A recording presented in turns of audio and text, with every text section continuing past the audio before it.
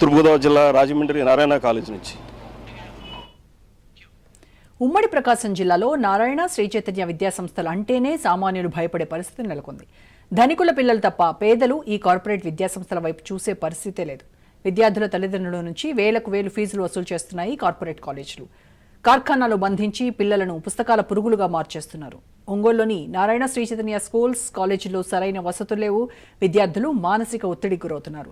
ఇదే అంశంపై మరిన్ని వివరాలు మా ప్రతినిధి సురేష్ ప్రకాశం జిల్లా నుంచి అందిస్తారు. చూసుకుంటే ఇటు ఏదైతే నారాయణ కాలేజ్ కానీ నారాయణ విద్యా సంస్థలు కానీ శ్రీ చైతన్య విద్యా సంస్థలు అంటే స్కూల్స్ కానీ కాలేజ్ కానీ చూసుకుంటే అనేక విధాలుగా పర్మిషన్లు ఉండాల్సినప్పుడు అంటే 5 రకాల పర్మిషన్ ఉండాలి.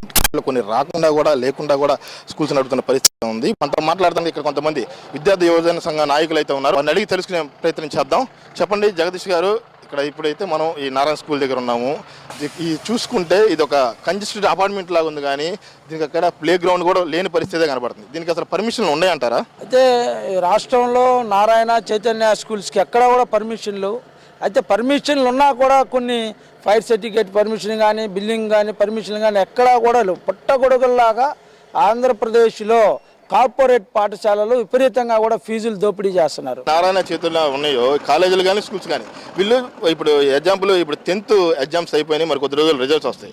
ఆ రిజల్ట్స్లో ఏ అయితే టాప్ మార్కులు స్కోర్ చేస్తారో వాళ్ళకి ఇట్లా ఫీజులో రాయితీ ఇస్తామని చెప్పి మరిన్ని ఇతర మాటలు ఉంటాయి వాటి చెప్పి ఏదైతే టాప్ స్కోర్ గెయిన్ చేస్తారో వాళ్ళని మాత్రమే తీసుకొస్తారు. కానీ ఈ స్కూళ్ళకి ఈ కాలేజీలకు కానీ వీటికి అవి ఏదైనా కొంచెం తక్కువ స్కోర్ కానీ లేకపోతే అంతకుమించి పూర్గా వచ్చిన వాళ్ళని మాత్రం పట్టించుకున్న పరిస్థితి లేదు. అంటే టాప్ స్కోర్ గెయిన్ చేసే వాళ్ళు ఇటు ప్రభుత్వ కాలేజీల్లో చదువుకున్నా కానీ టాప్ స్కోర్ గెయిన్ చేసే అవకాశం ఉంది. పట్టించుకోవాల్సింది వీళ్ళనే కదా, మరి దాన్ని ఏ విధంగా చూడొచ్చు అంటారు? ఎందుకంటే ఈరోజు ప్రభుత్వం పక్కాగా చెప్పింది ర్యాంకుల్ని ప్రకటించకూడదు. ఎందుకంటే ఈ ర్యాంకుల్లో మాకు మార్కులు వచ్చినాయి కాబట్టి ఆ పిల్లల్ని మేము తీసుకొని వెళ్తాను, పిల్లల మధ్య వ్యత్యాసం వస్తుందని చెప్పి ఆ యొక్క మార్కుల సిస్టమ్ తీసేసి మరి గ్రేడుల సిస్టమ్ ఫస్ట్ లేకపోతే ఏ గ్రేడ్ బి గ్రేడ్ అని తీసుకొని రావడం జరిగింది. ఈరోజు వాళ్ళు ఆ మాయ మాటలకు లొంగి చాలామంది 500 పైన వస్తే మా ఇంటర్మీడియట్ కాలేజీలో ఫ్రీ అంటారు.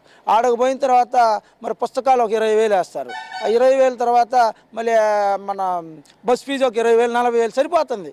ఆ స్కూల్ ఫీజు అంతా కాలేజీ ఫీజు 15,000 15 ఒక 20 అంటే ఆ విధంగా మాయ మాటలు చెప్పి తర్వాత ఫీజులు పెంచి చాలామంది తల్లిదండ్రులు ఒత్తిడికి గురయ్యి పిల్లలు కూడా ఆత్మహత్య మా నాన్న ఫీజు కట్టలేదని చెప్పి చాలామంది ఆత్మహత్యలు చేసుకోవడం కూడా జరిగింది.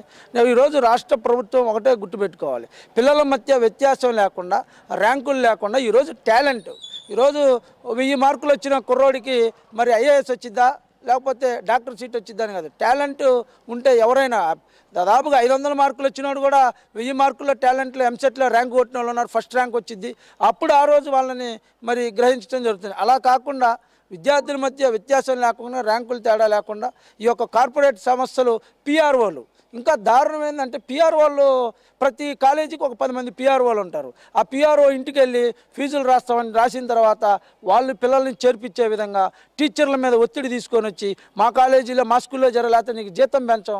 ఈ యొక్క కార్పొరేట్ వ్యవస్థ మొత్తాన్ని మరి ఎట్టి పరిస్థితుల్లో నారా లోకేష్ గారు దాన్ని ప్రక్షాళన చేయాల్సిన అవసరం ఉంది. వెంటనే కార్పొరేట్ సెక్టార్లో టీచర్ల బాధలు చూడాలి, ప్రైవేట్ టీచర్ బాధలు చూసి వాళ్ళకి జీతాలు పెంచి, ఎందుకంటే ఎడ్యుకేషన్ క్వాలిఫికేషన్ లేకుండానే BEd లేకుండానే ఈరోజు ఇక్కడ టీచర్లు ఉంటారు. ఎందుకంటే వాళ్ళు డిగ్రీ అయిన వాళ్ళని తీసుకొచ్చి పెడతారు, వాళ్ళ దగ్గర ఫీజులు కూడా ఎక్కువ వసూలు చేస్తున్నారు.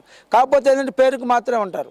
కాబట్టి ఈ యొక్క ఎడ్యుకేషన్ ఖచ్చితంగా క్వాలిఫికేషన్ ఉన్న వాళ్ళనే మరి నియమించి ఈ యొక్క కార్పొరేట్ సెక్టర్ మీద ఒక ఉక్కుపాదం మోపి ఈ యొక్క ఫీజులు రాయితీలను తగ్గించి ఫీజులు భారం భరించలేక చాలామంది తల్లిదండ్రులు పుస్తకాలు మన ఈ మధ్య నారా లోకేష్ గారికి దానికి ఎంతో సంతోషపడ్డాం. విద్యార్థి సంఘాల తరపున కృతజ్ఞతలు చెప్తున్నా. నారా లోకేష్ గారు మీరు ఫ్రీ బుక్ డే అని ఒకటి పెట్టారు శనివారం. ప్రతి శనివారం కూడా విద్యార్థులందరూ కూడా స్వచ్ఛందంగా రావచ్చు, పుస్తకాలు లేకుండా చదువుకోకుండా హ్యాపీగా ఉండే విధంగా ఒక శనివారం పెట్టడం కూడా చాలా సంతోషకరంగా ఉంది.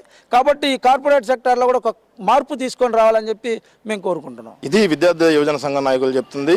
వేలు లక్షలు ఫీజులు విద్యార్థుల తల్లిదండ్రుల దగ్గర ఫీజులు వసూలు చేసేవాళ్ళు ఇటు ఎవరైతే గ్రేటర్ మార్కులు ఎక్కువ మార్కులు సాధిస్తారో వాళ్ళనే టార్గెట్ చేసి వాళ్ళ ద్వారానే ఇంకా తమ ఏదైతే కాలేజీల రెప్యుటేషన్ ఉందో అవి పెంచుకునే ఏర్పాట్లు చేసుకుంటున్నారు తప్ప అంతకన్నా బిలో అంటే కొంచెం పూర్గా చదివే వాళ్ళు కానీ కొంచెం తక్కువగా చదివే వాళ్ళ గురించి అయితే పట్టించుకున్న పరిస్థితి లేదని చెప్పి మరోవైపు విద్యార్థుల తల్లిదండ్రుల నుంచి కూడా వినిపిస్తున్న పరిస్థితి ఉంది.